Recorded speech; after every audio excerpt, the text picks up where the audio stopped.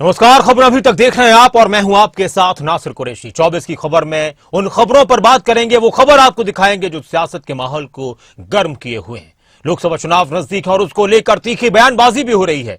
दिल्ली की सियासत भी गरमाई हुई है। बीजेपी पर हमला साधते हुए दिल्ली के मुख्यमंत्री अरविंद केजरीवाल ने कहा कि अक्सर आरोप लगते थे कि भाजपा चुनाव गड़बड़ करके जीतती है। हम सुना करते थे कि भाजपा फर्जी वोट पड़वाती है, लेकिन कभी सबूत नहीं मिला। चंडीगढ़ का चुनाव दिखाता है कि भाजपा का पाप का घड़ा भर गया था। जब पाप का घड़ा भर जाता है तो प्रकृति अपनी झाड़ू चलाती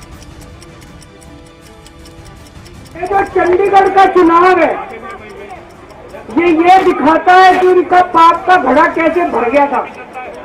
जब पाप का घड़ा भर जाता है बहुत ज्यादा, तो फिर प्रकृति अपनी झाड़ू चलाती है, भगवान अपनी झाड़ू चलाता है, चीजों को ठीक करता है।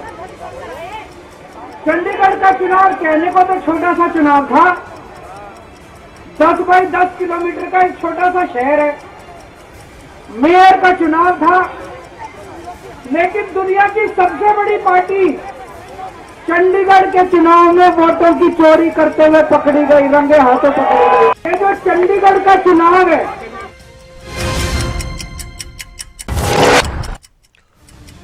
तो वहीं पंजाब के मुख्यमंत्री भगवंत मान ने भी बीजेपी पर जमकर निशाना साधा और कहा कि अगर हम कोर्ट के जरिए चुनाव करवा भी लें तो उसका निर्णय ऐसा ही होगा। मतलब हद है हैरानी की कि इनका बस चले तो इलेक्शन ही ना होने दें, और अगर इलेक्शन हमने कोर्ट के जरिए करवा भी ली तो उसका रिजल्ट देख लो कैसे निकलता है। एक ये चलो चलो चलो चलो चलो चलो। तो ऐसे ही लोकसभा में होता है, ऐसे ही राज्यसभा में बिल पास होते हैं, हाँ वाले हाँ कहें, ना वाले ना कहें, हाँ वालों की जीतू जीतू जीतू, चलो चलो चलो चलो। हद है यार, हद है यार।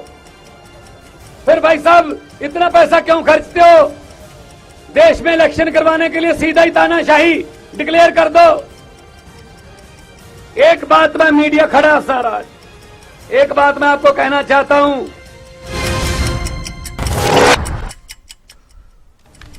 दिल्ली सरकार में मंत्री सौरभ भारद्वाज ने कहा कि जिस तरह से भाजपा की चोरी एक छोटे से मेयर चुनाव में दिख रही है, अब भाजपा परेशान है क्योंकि उनकी चोरी पकड़ी गई है।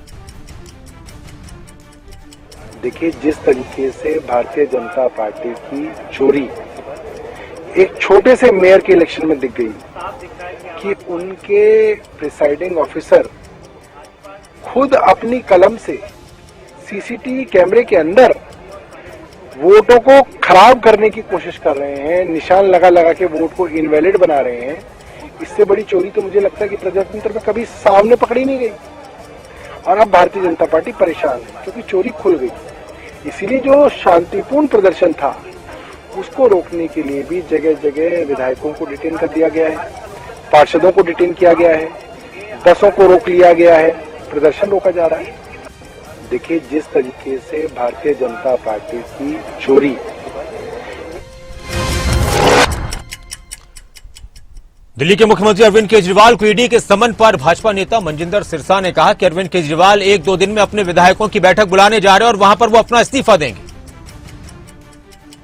अरविंद केजरीवाल जी ने कहा वो आज ईडी के सामने नहीं पेश होंगे। ये 5वीं बार उन्होंने मना किया क्योंकि वो जानते हैं ईडी के पास जो सबूत हैं, जो मनी ट्रेल है, जो संजय सिंह जी के केस में मिली, जो मनीष सिसोदिया जी के केस में सुप्रीम कोर्ट के सामने गई, उसके चलते उनके पास जवाब नहीं है। वो ईडी को फेस नहीं कर सकते, इन चीजों का जवाब वो नहीं दे पाएंगे। इसलिए हेमंत सोरेन जी भी इसी तरह बोलते थे, लेकिन हेमंत सोरेन जी को किसी ने रिजाइन करने को नहीं कहा। उन्होंने खुद पहले रिजाइन कर दिया क्योंकि वो भी जानते थे कि इतने बड़े सबूतों के बाद वो बच नहीं पाएंगे।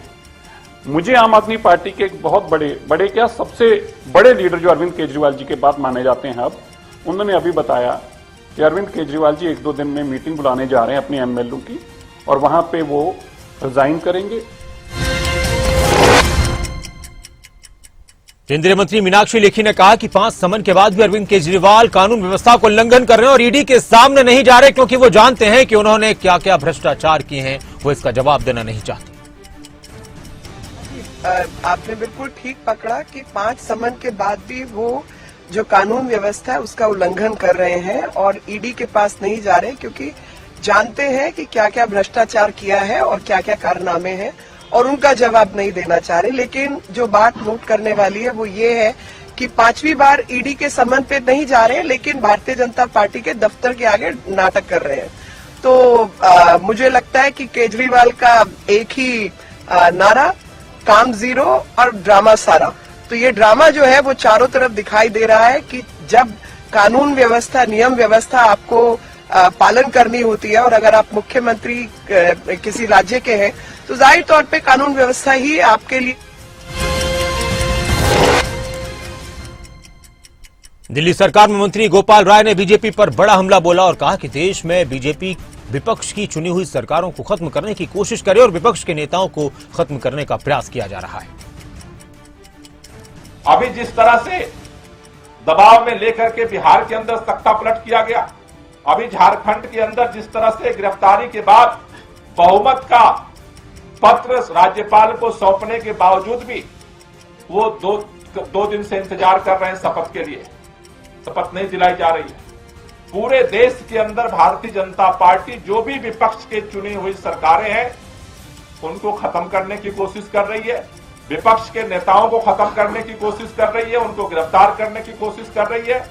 और जो नए चुनाव हो रहे हैं जहां वो हार का डर है, 30 काउंसलर आम आदमी पार्टी और कांग्रेस के इंडिया गठबंधन के थे, वो हार गई।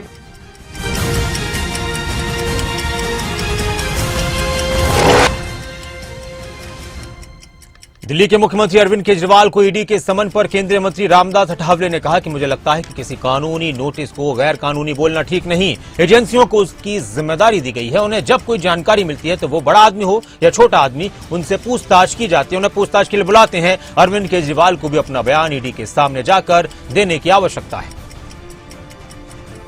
है कि जो ईडी का नोटिस होता है उसको इलीगल बोलना ठीक नहीं है। जो एजेंसियां है, एजेंसियों को उनकी जिम्मेदारी दे दी है, और जब कोई ऐसी जानकारी उनको मिलती है तो चाहे कोई भी बड़ा आदमी हो, छोटा आदमी हो, उनको इंक्वायरी के लिए बुलाते हैं। तो अगर उसमें केजरीवाल जी की गलती नहीं होगी तो उन्होंने वहां जाकर ईडी के सामने दे जाना चाहिए, और उन्होंने अपना बयान वहां देने की आवश्यकता है। उसको इलीगल नोटिस बोलना ठीक नहीं।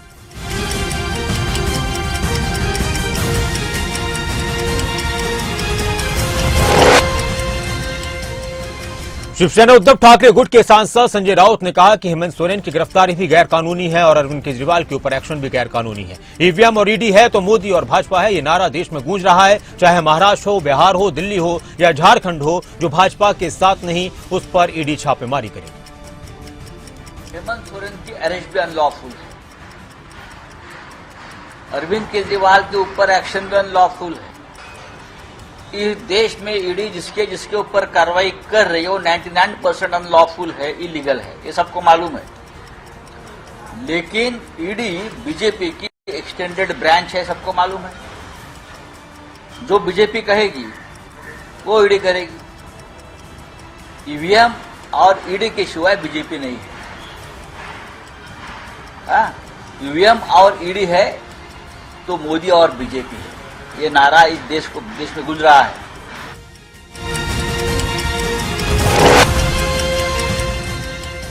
कांग्रेस सांसद डीके सुरेश की तरफ से अलग देश की मांग जैसा बयान सामने आया था, जिस पर सियासी घमासान मचा हुआ है। इस पर राज्यसभा के नेता प्रतिपक्ष मल्लिकार्जुन खड़गे ने कहा कि अगर कोई देश तोड़ने की बात करेगा तो हम इसे कभी सहन नहीं करेंगे, चाहे वो किसी भी पार्टी का हो। तो मैं दो ही शब्द बोला कि एक तो सदस्य नहीं है, दूसरा उन्होंने, मैं सुना कि आज के टीवी में कि उन्होंने कहा मैं ये नहीं किया हूं।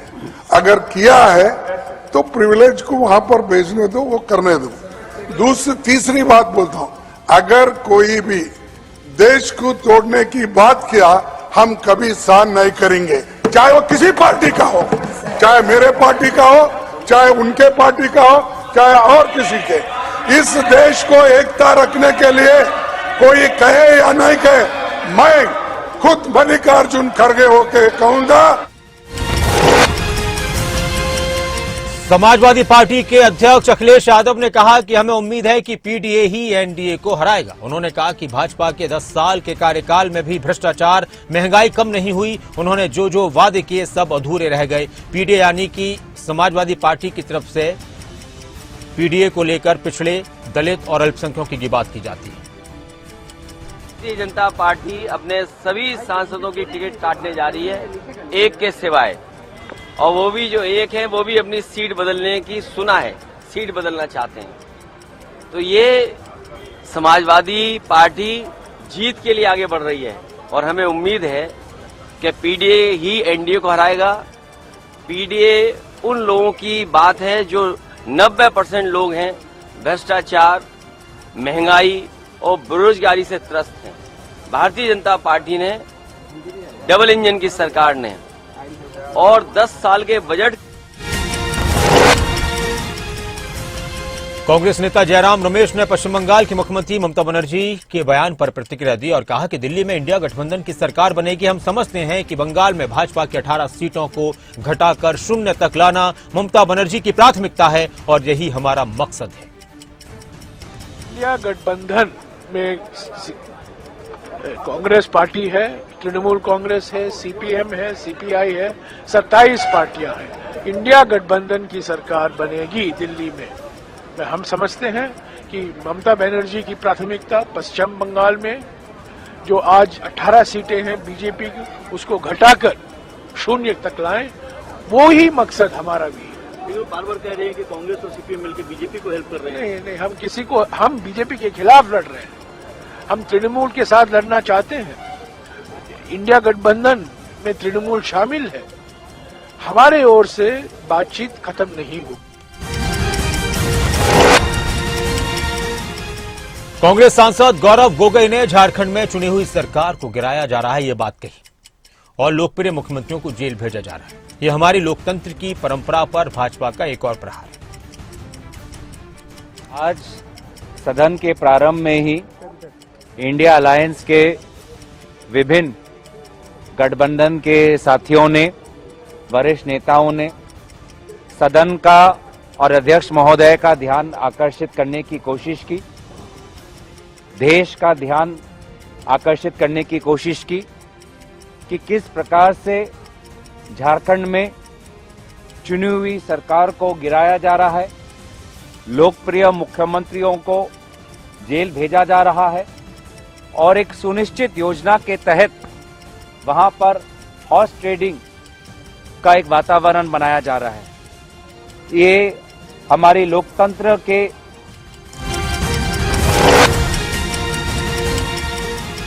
झारखंड का मुद्दा इस वक्त देश की सियासत में गरमाया हुआ है। नए मुख्यमंत्री झारखंड के बने हैं, इसको लेकर देश भर में लगातार बयानबाजी चल रही है। कांग्रेस नेता दिग्विजय सिंह ने कहा कि हेमंत सोरेन और गुरुजी शिबू सोरेन का दोष केवल यह है कि उन्होंने कभी सांप्रदायिक शक्तियों से समझौता नहीं किया, इसलिए एक आदिवासी निर्वाचित मुख्यमंत्री को परेशान किया जा रहा है। और हेमंत सोरेन का जिक्र करते हुए लगातार कांग्रेस के नेता और दूसरी पार्टियों के नेता बीजेपी पर निशाना साध रहे हैं, तो वहीं बीजेपी नेताओं की तरफ से कहा जा रहा है कि जो जिस तरह के काम करेगा उसी हिसाब से उस पर कार्रवाई की जाएगी। और गुरुजी शिबू सोरेन जी का केवल दोष ये है कि उन्होंने कभी भी सांप्रदायिक शक्तियों से समझौता नहीं किया, इसलिए एक आदिवासी निर्वाचित मुख्यमंत्री को परेशान किया जा रहा है। सर, साफ माना जाए कि हेमंत सोरेन और गुरुजी शिबू सोरेन जी का केवल दोष ये है कि उन्होंने कभी भी सांप्रदायिक शक्तियों से समझौता नहीं किया। बीजेपी सांसद निशिकांत दुबे ने इंडिया गठबंधन और विपक्ष पर जमकर निशाना साधा और कहा कि अब हेमंत सोरेन का पाप का घड़ा फूट गया है और इंडिया गठबंधन के पास कोई दूसरा विकल्प नहीं बचा है। को जेल किसने भेजा? सिप्तरा जी के यहाँ किसने रेड मारा? कनीमोजी और राजा को किसने जेल भेजा? उस वक्त जो है ईडी और सीबीआई का दुरुपयोग नहीं हो रहा था। ये अपने दिल से जानिए, पराये दिल का हाल कह रहे हैं।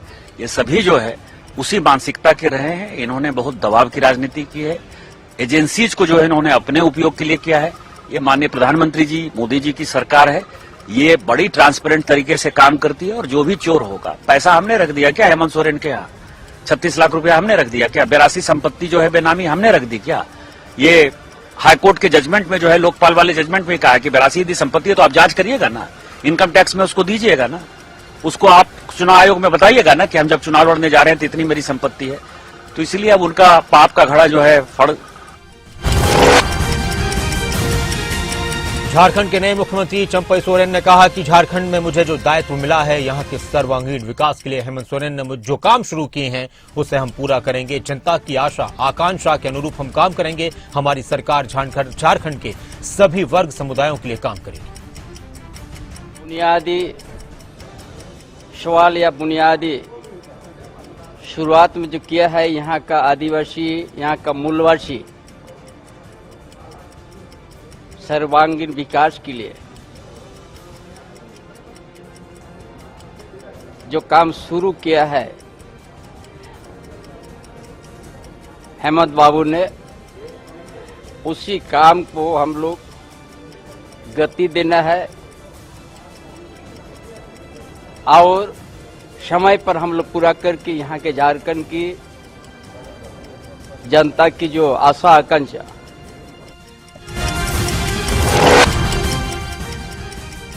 केंद्रीय मंत्री अर्जुन मुंडा ने कहा कि पिछले 3 वर्षों में हेमंत सोरेन सरकार ने झारखंड को लूटने का काम किया और जमीन घोटाला, खनन घोटाला, निजी पट्टा घोटाला समेत कई घटनाएं सामने आई। ऐसे लोगों को सच्चाई बताने के बजाय उन्होंने इस सब से बचने की कोशिश की, इसलिए वो आज जवाब देने में विफल रहे। जांच चल रही है। मुझे लगता है कि देश सुशासन के साथ आगे बढ़ना चाहता है। 3 वर्षों के सरकार में हेमंत सोरेन की सरकार ने झारखंड के अंदर लूट मचाई और इस तरह के घटनाएं सामने आई, जिसमें जमीन के घोटाले, खनन के घोटाले, निजी लीज, निजी पट्टा और कई तरह के मामले लगातार आए और वो इन सारे चीजों से बजाय इसके कि वास्तविकता से अवगत कराए।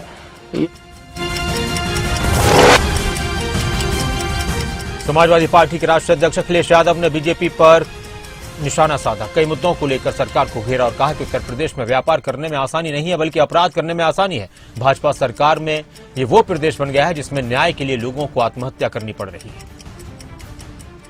ये जो आज का अभिभाषण हुआ है, ये सरकारी दस्तावेज है जो सरकार भेजती है, जो तमाम तरह की बातें कही गई हैं।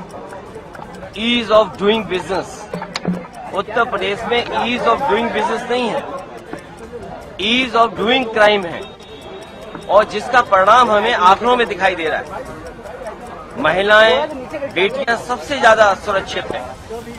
जो लोग कह रहे हैं कि जीरो टॉलरेंस हुआ करप्शन को लेकर के, ये वो प्रदेश बन गया है भारतीय जनता पार्टी की सरकार में जिसमें लोगों को न्याय के लिए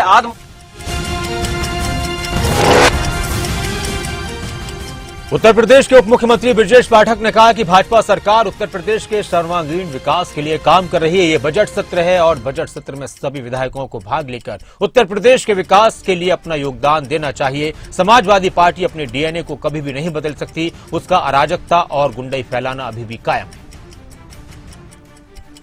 भारतीय जनता पार्टी की सरकार उत्तर प्रदेश के सर्वांगीण विकास के लिए, चतुर्मुखी विकास के लिए काम कर रही है। ये बजट सत्र है और बजट सत्र में सभी माननीय विधायकों को भाग लेकर के उत्तर प्रदेश के चतुर्मुखी विकास के लिए अपना योगदान करना चाहिए। लगातार देखा जा रहा है समाजवादी पार्टी अपने डीएनए को कभी भी बदल नहीं पाई। अराजकता, गुंडई, जिस ढंग से अव्यवस्था फैलाना उनका पुराना सगल रहा, उस पर वो कायम है और उत्तर प्रदेश की जनता ने इन्हें पहचान लिया है और इन्हें कभी स्वीकार। देखिए, भारतीय जनता पार्टी की सरकार उत्तर प्रदेश के सर्वांगीण विकास के लिए, चतुर्मुखी विकास के लिए काम कर रही है। कांग्रेस नेता आचार्य प्रमोद कृष्णन ने प्रधानमंत्री नरेंद्र मोदी से मुलाकात पर कहा कि भारत के प्रधानमंत्री से मिलना कोई गुनाह नहीं है। उन्हें श्री कल्की धाम के शिलान्यास समारोह के लिए आमंत्रित करना भी कोई गुनाह नहीं है और अगर ये गुनाह है तो मैं इसकी सजा भुगतने के लिए तैयार हूं।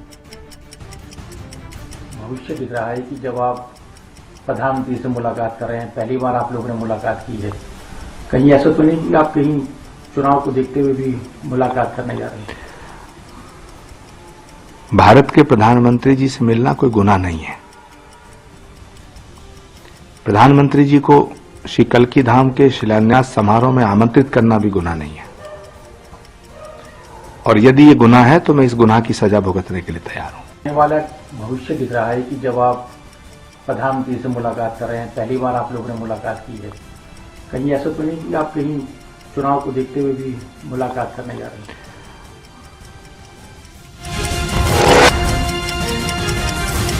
उत्तराखंड में यूनिफॉर्म सिविल कोड का ड्राफ्ट मुख्यमंत्री पुष्कर सिंह धामी को सौंप दिया गया है। प्रदेश सरकार की तरफ से गठित समान नागरिक संहिता का ड्राफ्ट तैयार करने वाली जस्टिस रंजना देसाई कमेटी ने अपनी रिपोर्ट सौंप दी है। अब इस ड्राफ्ट रिपोर्ट को कानूनी जमा पहनाया जाएगा। उत्तराखंड सरकार की गठित यूसीसी विशेषज्ञ समिति ने अपने मसौदा रिपोर्ट प्रस्तुत करने से पहले मुख्यमंत्री पुष्कर सिंह धामी से मुलाकात की। माना जा रहा है कि शनिवार को होने वाली कैबिनेट बैठक में यूसीसी ड्राफ्ट रिपोर्ट को मंजूरी मिल जाएगी।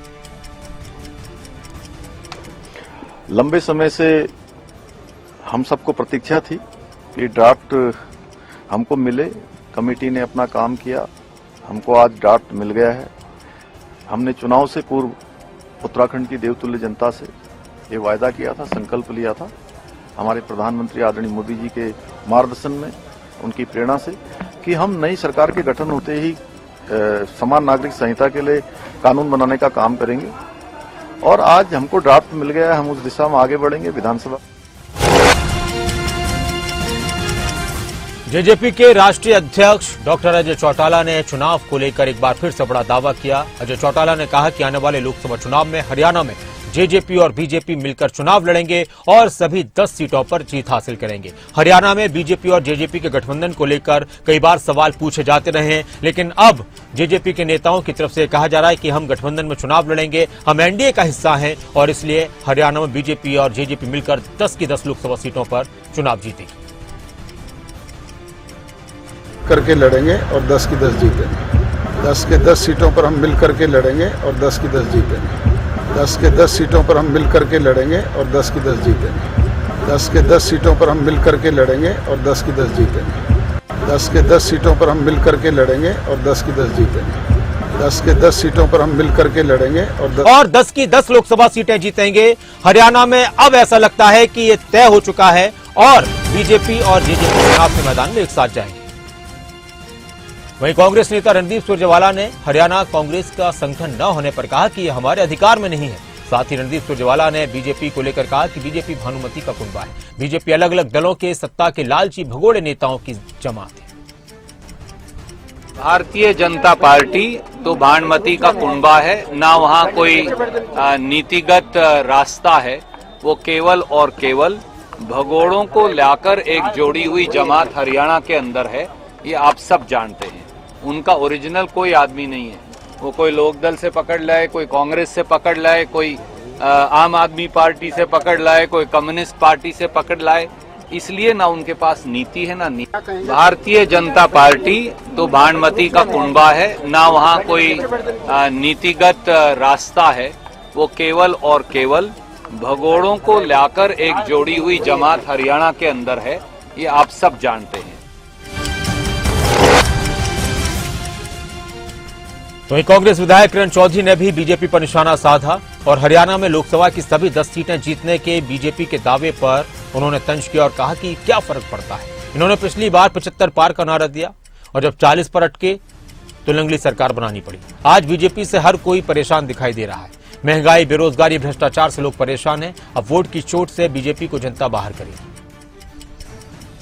पिछली बार भी कहा था 75 पार करके जो हालात हुए वो 40 पे आके अटक गए और वो भी फिर लंगड़ी सरकार जो है चलाई है, जैसे वो गठबंधन करके सरकार चली है।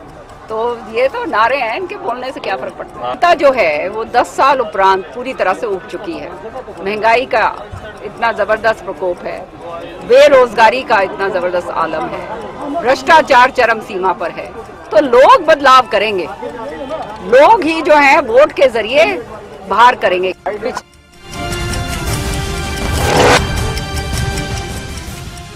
हिमाचल में कैबिनेट मंत्री जगत सिंह नेगी ने बीजेपी पर निशाना साधते हुए कहा कि भाजपा हमेशा झूठ बोलकर लोगों को गुमराह करती है। प्रदेश में जयराम ठाकुर की पूर्व सरकार ने प्रदेश पर 75,000 करोड़ का कर्जा छोड़ा और प्रदेश में बरसात से जो भारी नुकसान हुआ उससे उबरने के लिए केंद्र सरकार ने कोई मदद नहीं की।